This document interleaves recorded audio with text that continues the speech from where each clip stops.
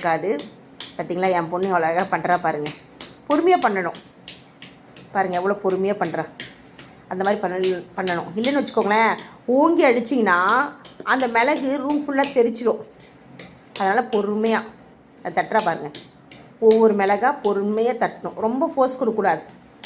இந்த மாதிரி சவுண்ட் கேட்குதா? பொறுமையாக பண்ணணும்.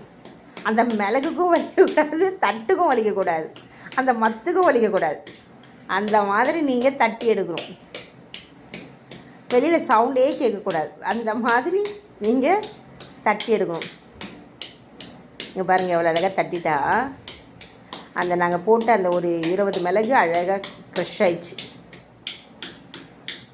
பாருங்கள், எல்லாமே மிக்சியில் அடிச்சிங்கன்னா ஒன்று உடையும் ஒன்று உடையாது. ஆனால் இதில் பாருங்கள், ஈவனாக எல்லாமே உடஞ்சிடுச்சு. ரொம்ப தூளாக இருந்தால் கூட டேஸ்ட் ஒரு மாதிரி இருக்குங்க. இந்த மாதிரி ஒன்றும் பாதியமாக தான் அரைச்சி போடணும். அப்போ தான் உங்களுக்கு வாயில் வந்து கடிப்படும் அந்த மிளகு.